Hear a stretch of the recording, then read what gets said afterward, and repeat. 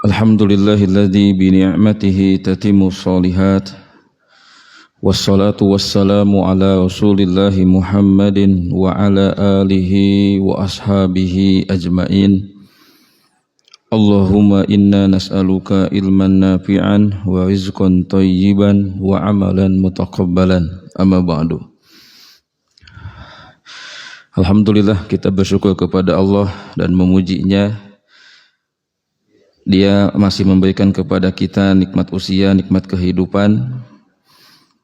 Dialah Allah juga yang memberikan kepada kita hidayah taufik, yang sampai hari ke-23 ini kita diberikan semangat, kemampuan untuk bisa ibadah saum dan ibadah-ibadah lainnya yang menjadi khas di bulan Ramadan.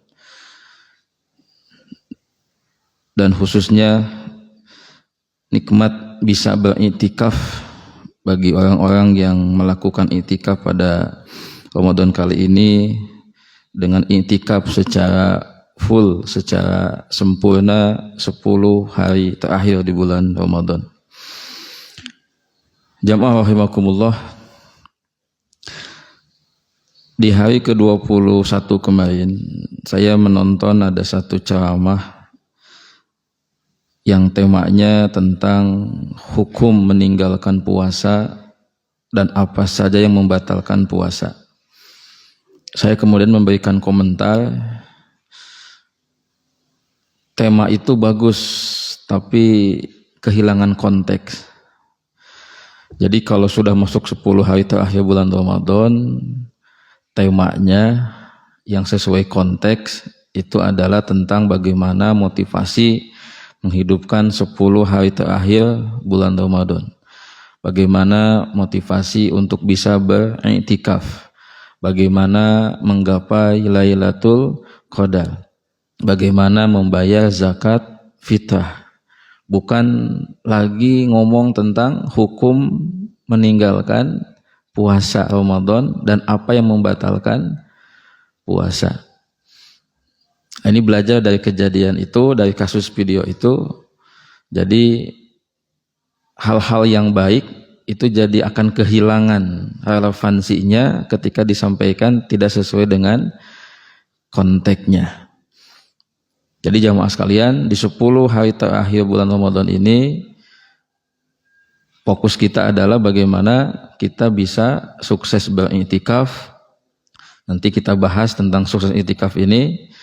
Kemudian sukses meraih Lailatul Qadar, kemudian sukses membayar zakat fitrah, dan nanti ujungnya adalah bagaimana kita bisa sukses beridul fitri. Jamaah rahimakumullah, tema kita pagi ini adalah tentang sukses beriktikaf. Dari jemaah yang hadir ini ada berapa yang iktikafnya full? 20 orang ada? Alhamdulillah. Jamaah rahimakumullah, kita mulai dari arti iktikaf. Iktikaf itu gampangnya, mudahnya, sederhananya adalah berdiam diri di masjid dengan niat ibadah untuk melakukan ibadah-ibadah tertentu. Nah, jadi yang harus digarisbawahi adalah menetap di masjid untuk saat-saat yang ditetapkan, untuk beberapa saat yang ditetapkan dengan niat ibadah, bukan niat pindah tidur. Tapi niatnya ibadah untuk melakukan ibadah-ibadah tertentu yang telah disyariatkan. Nah, ini i'tikaf. Hukum i'tikaf ini adalah sunnah. Di antara dalilnya adalah hadis Nabi sallallahu alaihi wasallam, kana Nabiyyu sallallahu alaihi wasallam ya'takifu fi kulli Ramadan asyrata ayyam. Adalah Nabi Shallallahu Alaihi Wasallam itu selalu beriktikaf di setiap bulan Ramadan 10 hari. Jadi dari bulan Ramadan itu dari 30 atau 29 hari dan Nabi sallallahu alaihi wasallam beriktikaf selama 10 hari. Ada hadis lain dari riwayat Imam Muslim, sesungguhnya aku melakukan i'tikaf pada 10 malam pertama. Ini kata Nabi sallallahu alaihi wasallam. Sesungguhnya aku melakukan i'tikaf pada 10 malam pertama untuk mendapatkan Lailatul Qadar. Nah, jemaah sekalian, penyebutan kita kepada Lailatul Qadar juga harus dibetulkan. Kemarin saya baca satu makalah yang menarik dari seorang ustadz. Barang siapa yang masih menyebut malam Lailatul Qadar, dia berarti masih dianggapnya jahil. Yang betul adalah Lailatul Qadar. Kan malam teh lailnya, lail teh malam. Jadi jangan dibohong gitu. Ayo kita jemput malam Lailatul Qadar. Kata Ustadz itu orang yang paham pasti hanya menyebutnya Lailatul Qadar. Sesungguhnya aku melakukan i'tikaf pada 10 malam pertama untuk mendapatkan Lailatul Qadar. Kemudian aku melakukan i'tikaf pada 10 pertengahan bulan Ramadan. Kemudian aku didatangi dan dikatakan kepadaku oleh Jibril, sesungguhnya malam itu, yaitu Lailatul Qadar, ada pada 10 malam terakhir. Barang siapa di antara kalian yang ingin melakukan i'tikaf, maka beriktikaflah. Jadi ada satu hadis yang menerangkan awalnya Rasulullah sallallahu alaihi wasallam itu beriktikaf di 10 malam pertama. Kemudian 10 malam kedua, pertengahan Ramadan. Dalam rangka apa? Nah, ini yang menjadi motivasi kenapa seseorang melakukan i'tikaf, untuk meraih Lailatul Qadar. Sampailah kemudian Jibril mengatakan kepada beliau, sesungguhnya Lailatul Qadar itu ada pada 10 malam terakhir. Maka barang siapa yang ingin melakukan i'tikaf, maka beriktikaflah. Jadi selain niat untuk ibadah, taqarrub kepada Allah, mendekatkan diri kepada Allah, i'tikaf juga dimaksudkan untuk menjemput meraih Lailatul Qadar. Memang beriktikaf ini adalah upaya yang maksimal, yang terbaik untuk kita bisa meraih Lailatul Qadar. Nah, ini yang pertama tentang arti i'tikaf dan hukumnya. Kemudian yang kedua, jamaah sekalian, ini tentang durasi beriktikaf. Tentang durasi beriktikaf. Kalau kita lihat dari hadis tadi, Nabi Shallallahu Alaihi Wasallam itu beriktikaf setiap bulan Ramadan 10 hari. Kemudian ada hadis yang lain, baru di tahun di mana beliau meninggal, beliau wafat, beliau menambah durasinya menjadi 20 hari. Bahkan dalam hadis yang lain saya pernah membaca, beliau juga pernah mengqadha i'tikaf yang tidak beliau lakukan di bulan Ramadan, melakukannya di bulan Syawal.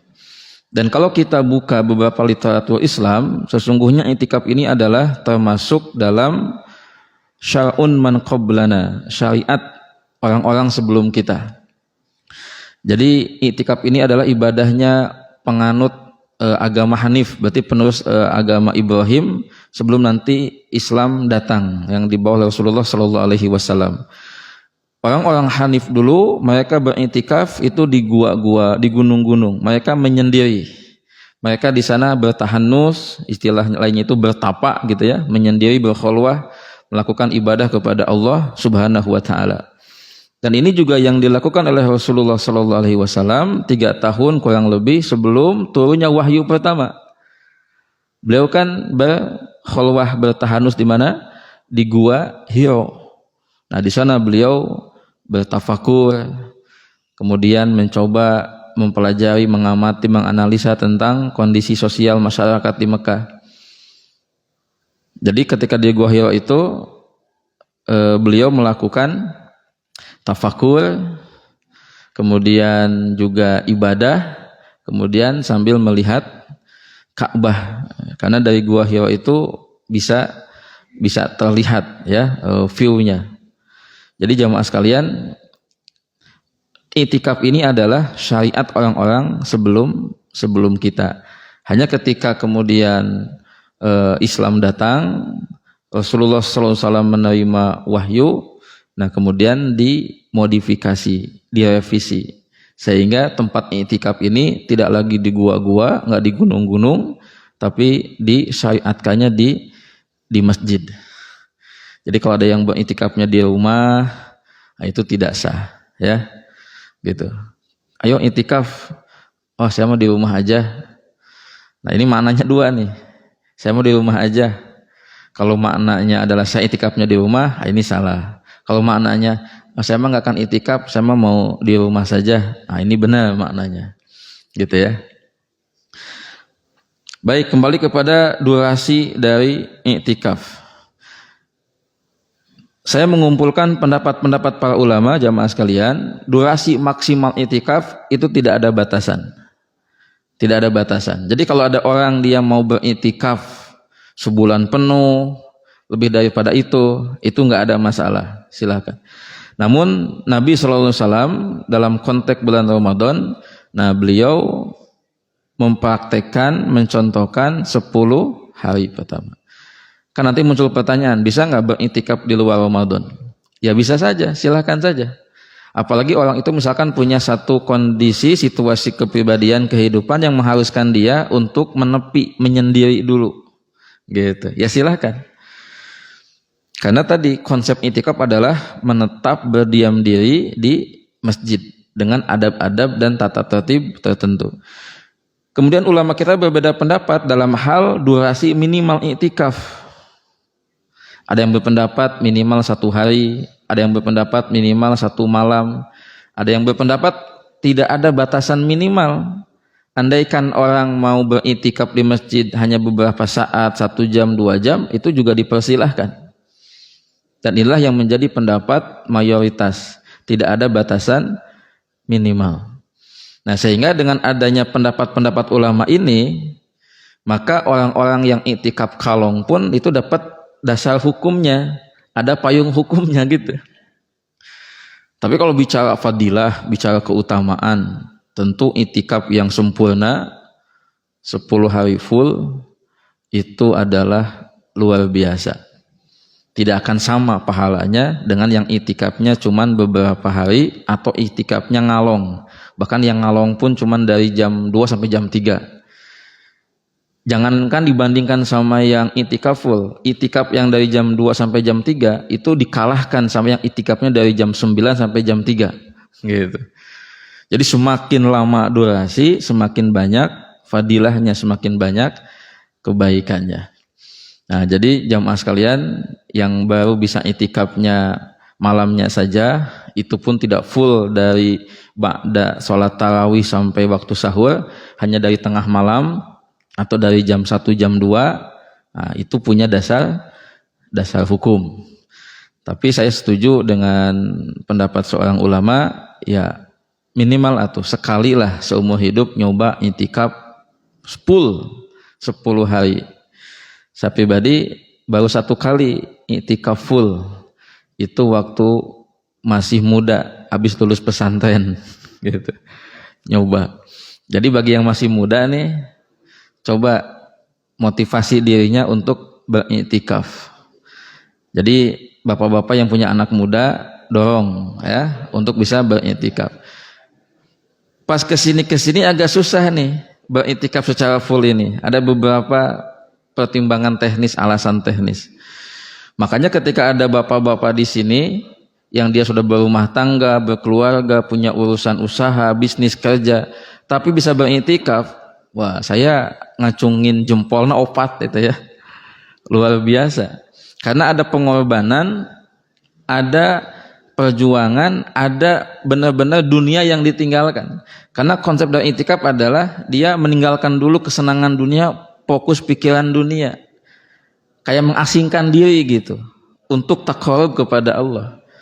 Nah, tinggal nanti orang-orang yang sudah beriktikaf di masjid, substansi i'tikafnya harus didapatkan. Apalagi zaman sekarang tantangannya lebih besar. Dulu belum ada handphone. Jadi kalau sekarang kan ada dunia digital begitu. Jadi bisa jadi jangan sampai fisiknya di masjid beriktikaf, hati pikirannya masih berurusan dengan dunia karena bisa berjam-jam scrolling masalah di internet. Jadi harus benar-benar ya. Nanti kan ada hubungan sama nanti masalah adab dan tata tertib dalam beriktikaf. Nah, jadi jamaah sekalian, tadi saya setuju dengan pendapat seorang ulama, minimal sekali aja seumur hidup beriktikaf full, rasakan sensasinya. Beberapa teman jamaah yang senior, yang sepuh, nah ini menarik nih, jadi satu inspirasi. Mereka bisa mulai beriktikaf full itu setelah masa pensiun. Jadi setelah selesai masa kerja, masuk kepada purna, pensiun, nah mereka mulai rajin setiap Ramadan itu beriktikaf. Nah, saya kayak bisa mengambil benang merahnya nih. Satu masa muda, satu masa pensiun. Ini apa coba maknanya? Masa muda kan berarti dia belum punya tanggung jawab tuh. Asal dia punya giroh aja. Kalau dia punya giroh, menjadi pemuda yang punya semangat beragama, insya Allah tuh akan menjadi pejuang i'tikaf, pejuang Lailatul Qadar. Tahun ini di mananya? Oh, di Al-Ikhlas lah. Tahun depan di mana? Langkah itulah nyoba ke Bandung. Ke mana? Ke Istiqlal. Sampai bisa jadi mungkin mereka itu akan berpikir, kumaha mun 2030 mah orang di Mekah euy. Oh, itu. Masih muda mah masih bebas lah. Nah, kenapa langsung ke pensiun? Anak-anaknya udah pada nikah, udah mandiri, dia sudah nggak ada lagi pikiran ini. Nah, kenapa di luar pemuda pensiun agak susah? Ya gitulah, pabaliut gitu, gitu, gitu. Nah, makanya tadi saya memberikan apresiasi luar biasa kepada mereka yang di usia masih produktif, sesungguhnya banyak tanggung jawab, urusan pikiran, tapi bisa beriktikaf. Kemudian yang selanjutnya, jamaah sekalian, apakah boleh perempuan beriktikaf? Nah, disebutkan di sini perempuan boleh beriktikaf. Nah, di antara dalilnya adalah ketika Bunda Aisyah meminta izin kepada Rasulullah untuk beriktikaf, bahkan disebut dalam riwayat Aisyah minta izin, sampai kemudian mendirikan tenda dan diikuti oleh istri-istri Nabi yang lain, dan kemudian Nabi pun mengizinkannya. Kemudian ulama kita memberikan catatan, keterangan dengan syarat dapat izin suami, ya. Kalau dia anak perempuan belum menikah berarti izin dari orang tuanya. Nah, kemudian yang kedua syaratnya adalah secara tempat bisa aman, terpisah sehingga tidak memunculkan fitnah. Nah, gitu ya. Jadi ada tempat khusus. Ya karena kan perempuan ini ujian gitu kan. Jadi kalau misalkan tidak tertutup, nggak tempat khusus, nanti bapak-bapak yang beriktikaf niat ikhlasnya jadi agak belok gitu kan. Bahkan nanti bisa jadi ada yang belum daftar iktikaf, tapi pas lihat ada peserta perempuan cantik, ujuk-ujuk daftar ke DKM. Pada DKM abi pada iktikaf gitu kan gitu. Ternyata niatnya bukan karena ikhlas, tapi karena ada seseorang jamaah perempuan yang ternyata menurut dia cantik. Kemudian jamaah rahimakumullah, apa yang dilakukan ketika beriktikaf? Disebut dalam beberapa makalah, termasuk dalam kitab ini, Syekh Utsaimin mengatakan, ketika beriktikaf, maka yang menjadi misi dan program kita adalah beribadah kepada Allah secara umum. Kemudian di breakdown dijelaskan sholat malam, kemudian membaca Al-Quran, kemudian berzikir dan berdoa, kemudian tafakur. Nah ini. Nah yang menarik, kalau qiyamul lail, sholat malam itu sudah menjadi pengetahuan kita. Baca Quran gitu kan, kemudian zikir, doa, mengkaji ilmu agama, itu orang sudah pada paham. Tapi tafakur inilah yang sesungguhnya menjadi menurut saya pribadi spirit ruh dari beriktikaf. Gitu. Jadi untuk sholat malam itu pasti, itu jadi satu paket itu.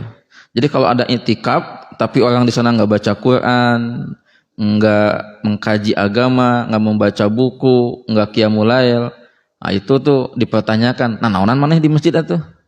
Sholat ente, baca Quran ente, gitu. Main game, wah udah, berarti udah salah nih, harus diluruskan, gitu kan. Nah, tafakur ini jamaah sekalian menjadi spirit dari i'tikaf sebetulnya. Kalau kita lihat sejarah histori dari i'tikaf, termasuk i'tikafnya Nabi 3 tahun sebelum turunnya wahyu pertama. Nah, tafakur ini adalah proses merenung, berpikir, muhasabah tentang diri, tentang kehidupan, tentang ibadah, gitu. Nah, sehingga diharapkan selesai i'tikaf. Kapan selesai i'tikaf itu? Ada 2 pendapat ini. Kapan selesai i'tikaf? Kapan orang beriktikaf sudah mulai keluar dari masjidnya? Pendapat pertama adalah saat sore setelah matahari terbenam di akhir Ramadan. Yang nanti maghribnya itu adalah sudah masuk kepada 1 Syawal. Pendapat kedua, keluarnya orang beriktikaf adalah fajar subuh 1 Syawal. Gitu ya. Jadi pas besoknya Idul Fitri, nah orang beriktikaf itu keluarnya habis subuh. Nah, ada satu pengalaman, ada orang beriktikaf, jadi sekelompok orang beriktikaf, waktu itu konteksnya adalah pemerintah berbeda Idul Fitrinya dengan Muhammadiyah. Kemudian peserta i'tikaf pada nonton sidang isbat gitu. Kenapa mereka sangat berkepentingan nonton sidang isbat? Karena menentukan nasib pulang mereka ini. Gimana gitu.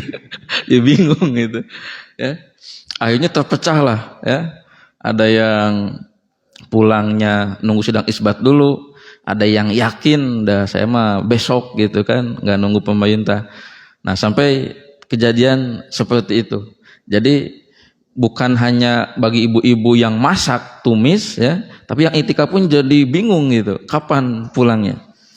Nah, setahu saya tadi ada 2 pendapat. Kapan peserta i'tikaf itu mulai keluar, meninggalkan masjid? Tadi matahari terbenam di akhir Ramadan yang nanti maghrib masuk 1 Syawal, malam 1 Syawal. Nah, pendapat kedua adalah ba'da subuh di 1 Syawal.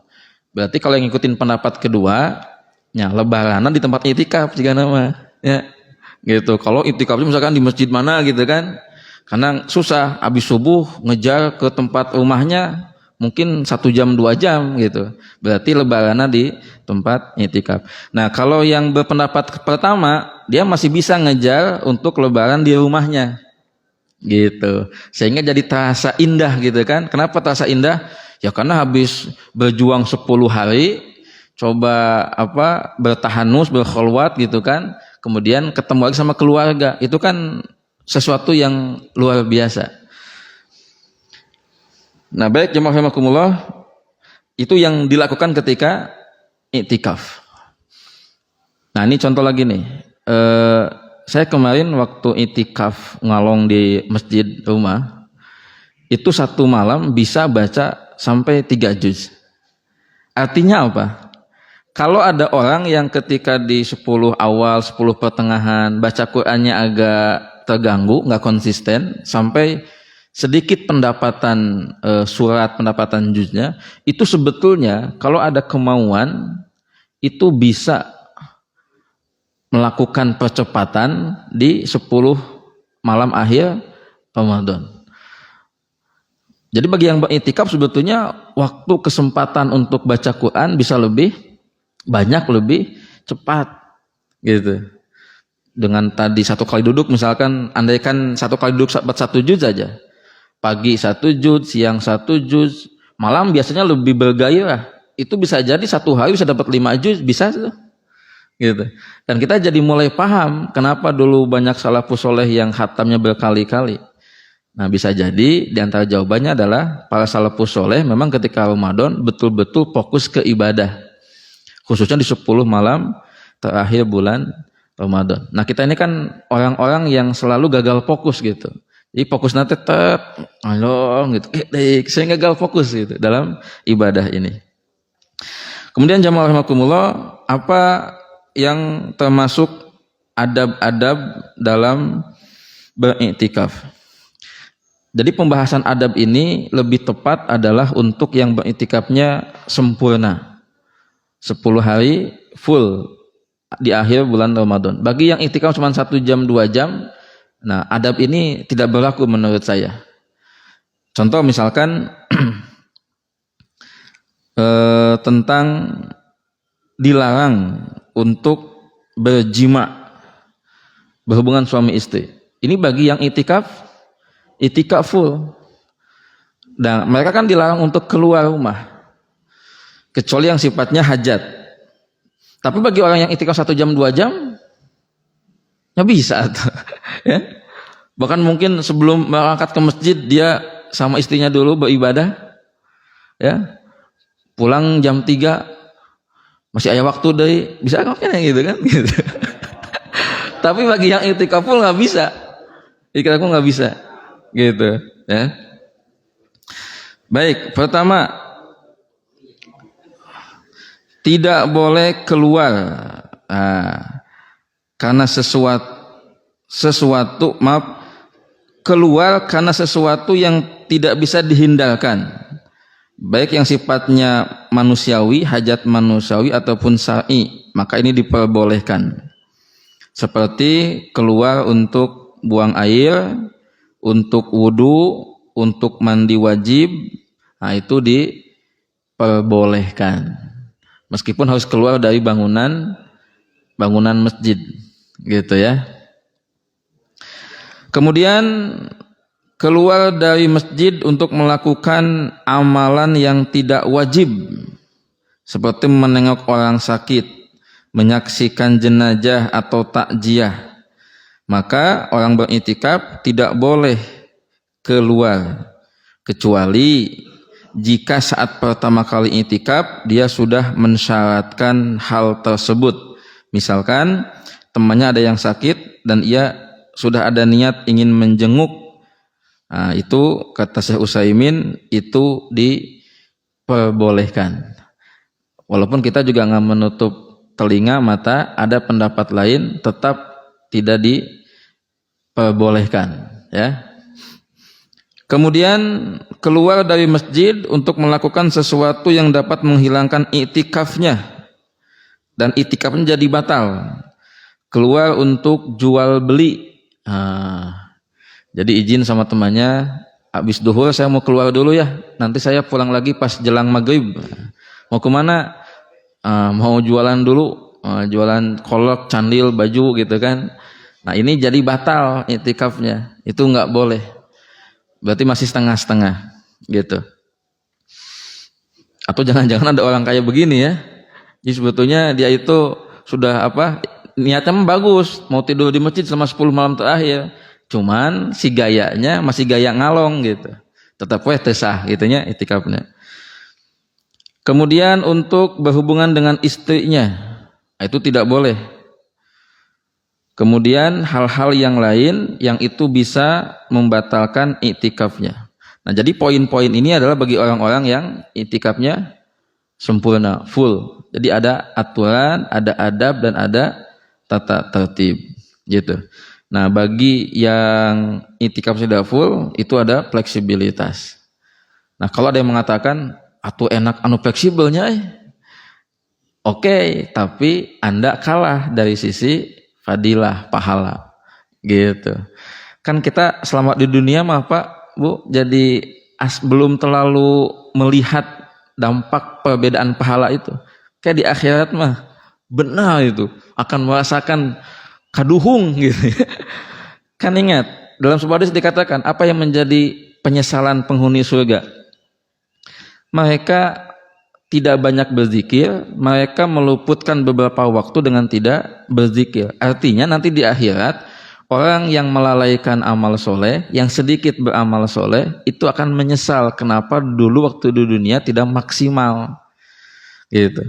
Jadi kita selama di dunia ini belum terlalu merasakan gitu. Perbedaan pahala itu nggak terlalu ngaruh gitu. Bahkan kita mah dalam hal agama pun masih pakai mindsetnya itu yang hadis Nabi unzuru ila man huwa asfala minkum. Padahal hadis itu ngomong tentang konteks dunia. Dalam urusan dunia, supaya kamu punya jiwa syukur, lihat kepada orang yang lebih rendah daripada kamu. Oleh kita hadis itu dipakai buat masalah agama. Masbuk wae, wah tenan naon, mending daripada batur teu salat gitu. Jadi orang masih bisa ke masjid, masih walaupun masbuk, walaupun sabtu kang udah masih alhamdulillah sakit gitu ya. Gitu. Jadi kita masih pakai pola itu. Ini akan orang jadi tambah nyaman, ditambah dengan pendapatnya seorang ulama mengatakan kamu bisa sujud, bisa ruku itu sudah bersyukur. Jangan dibikin beban. Aduh, saya belum hafal Quran, saya belum bisa ada di saf yang paling depan gitu. Kamu bisa sujud, bisa ruku, datang ke masjid sudah syukur gitu. Nah, kadang saya juga mengkaji masalah ini harus proporsional. Ya karena memang walaupun ini masalah agama, hadis itu nggak boleh dipakai dalam masalah agama, kadang berpikir idealis lihat yang tinggi memang jadi bikin kita juga jadi agak minder gitu. Khususnya dalam masalah keilmuan gitu. Lihat mereka yang lebih tinggi lebih luas ilmunya, terus lihat kita tuh asa bubuk ranginang gitu kan. Asa jadi insecure gitu kan, jadi kurang pede gitu. Tapi ketika lihat kamu segini juga udah alhamdulillah, muncul syukur semangat gitu kan. Tapi ya setahu saya dalam hal agama, hal akhirat, pastabikul khairat, berlomba dalam kebaikan. Nah, baik jamaah rahimakumullah, itu pembahasan tentang masalah i'tikaf. Nah, sehingga poinnya adalah bagi orang yang sudah Allah berikan hidayah taufik untuk bisa beriktikaf secara sempurna, maka sukses beriktikaf adalah bagaimana Anda bisa mengisi, menjalani masa iktikaf ini dengan ibadah yang terbaik. Tadi konsepnya adalah dia menjauhkan diri dari dunia dan manusia.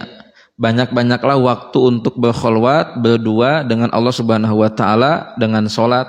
Ingat, salat sunat mutlak itu ada pada waktu malam dan pada waktu siang. Ini yang harus kita pahami. Salat sunat mutlak itu bisa di waktu malam, bisa di waktu siang. Dan konsep salat sunat mutlak itu dua-dua, sama seperti salat malam. Salatul lail masna-masna. Salat sunat siang pun sama. 2 rakaat salam, 2 rakaat salam. Nah gitu. Jadi perbanyak itu baca Quran, kemudian zikir, diskusi, pengkajian ilmu agama, baca buku, kemudian tafakur.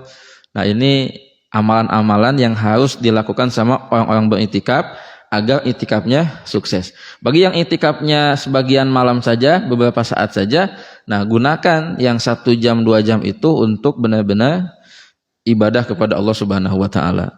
Nah, terakhir saya ingin menyinggung tentang Lailatul Qadar. Ustadz Adi Hidayat pernah ditanya, apakah Lailatul Qadar itu harus dijemput dengan cara iktikaf di masjid? Nah, beliau mengatakan ini sama dengan jawabannya beberapa asatid yang lain, bahwa beriktikaf itu cara terbaik gitu. Cara terbaik untuk mendapatkan Lailatul Qadar. Tapi tadi Lailatul Qadar itu bisa didapatkan oleh siapapun walaupun dia tidak beriktikaf. Asal di saat Lailatul Qadar itu datang, dia dalam keadaan sedang ibadah kepada Allah Subhanahu wa taala. Nah, jadi kita nih memahami proporsional. Gitu, ya. Karena ini menjadi kabar gembira buat siapapun penjelasan ini. Karena kalau tidak ada penjelasan seperti ini, nanti orang-orang yang bekerja dalam hal public service, layanan publik, mereka yang kerja di rumah sakit, para polisi yang berjaga di jalan dan lain sebagainya, orang-orang yang bekerja di airport, mereka akan berpikir, kaduhung orang jadi polisi, kaduhung orang jadi gitu kan, nah itu bisa iktikaf gitu kan, dan lain sebagainya. Mereka punya potensi dapat Lailatul Qadar asal ketika malam-malam itu mereka beribadah. Ibadahnya tadi bisa sholat sunat mutlak, bisa zikir, bisa baca Quran, dan lain sebagainya. Sehingga siapapun yang bisa beribadah di waktu malam itu, dia berpeluang dapat Lailatul Qadar. Sehingga kalimat kuncinya adalah hidupkan 10 malam akhir dengan ibadah. Nah, orang beriktikaf ini punya kelebihan. Dia standby gitu. Nah, berarti malam iktikaf di malam hari na sare wae tadi diingatkan itu, woi, geus iktikaf malah sare gitu. Gitu kan? Nah, yang suka saja di bahan pikiran saya adalah orang-orang yang kemudian jadi berpikir begini. Jadi nilai Lailatul Qadar itu kayak gimana, Pak? Orang baca Quran pada malam itu dapat Lailatul Qadar. Berarti baca Al-Qur'annya lebih baik daripada 1000 bulan. Dia sholat ketika terjadi Lailatul Qadar, berarti sholatnya lebih baik daripada 1000 bulan. Berarti per item amal soleh kena sama dia. Gitu. Berarti semakin banyak amal soleh yang dikerjakan, semakin banyak pahalanya. Nah, kumaha anu ke sare senang gitu. Berarti sarena lebih halus, lebih baik dengan 1000 bulan. Nah, itu komen-komen seperti itu termasuk pertanyaan yang bisa jadi berangkat dari keawaman atau memang lelucon, tapi bagi saya jadi bahan pikiran. Kenapa? Berarti memang umat ini harus dipahamkan dengan penjelasan yang lebih khusus spesifik bahwa yang disebut khairun alfi syahrin itu adalah ibadah-ibadah yang khusus, yang khas, ya, yang itu dikerjakan di malam itu. Berarti palamun orang senyum di malam itu, senyumnya lebih baik dari sebulan. Ya memang kalau lihat penjelasannya bisa jadi begitu. Setiap amal soleh yang dikerjakan, zikir dan lain sebagainya, gitu. Nah, asal tadi jangan disimpangan terlalu meluas. Tidur lebih baik. Kunu itikaf nangalong ditambah deui, berarti jima pada malam itu khairun alfi syahrin. Jadi tambah lieu ke penjelasanna gitu kan. Nah, sehingga luar biasa. Nah, muncul lagi pertanyaan. Pak, berarti kalau ada orang nih, misalkan Masya Allah, setiap Ramadan dia dapat Lailatul Qadar. Katakanlah dari 10 kali Ramadan dia dapat 10 Lailatul Qadar. Berarti 1000 kali 10-nya. Berarti tambah loba pahalana. Nah, jawaban sementara saya bisa jadi begitu. Karena kan kalau lihat sejarah dari Lailatul Qadar, kalau yang dikutip sama Gus Baha kan ketika waktu itu Rasulullah, beliau merasa cemburu gitu dengan usia para nabi, para rasul yang dulu yang umurnya panjang-panjang, ratusan tahun, ribuan tahun. Berarti Rasulullah berpikir potensi pahala mereka lebih banyak daripada umatku. Umatku kan pendek-pendek 60-70. Nah, kemudian Allah anugerahkan Lailatul Qadar. Dan itulah yang kemudian akan menjadi sebab umat Islam, umat Muhammad ini menjadi umat yang pertama masuk ke dalam surga dan menjadi penghuni mayoritas di surga, mengalahkan umat-umat yang dulu. Di antaranya adalah karena ada sebabnya Lailatul Qadar. Gitu ya. Wallahu a'lam bissawab. Mungkin demikian dari saya. Semoga menjadi tambahan ilmu dan motivasi untuk kita bisa sukses menghidupkan 10 akhir Ramadan, khususnya ini di sisa waktu ya, malam 24 nanti, 25, 26, 27, 28, 29. Demikian, subhanakallahumma wabihamdika asyhadu an la ilaha illa anta astaghfiruka wa atubu ilaik. Walhamdulillahirabbil alamin. Wassalamualaikum warahmatullahi wabarakatuh.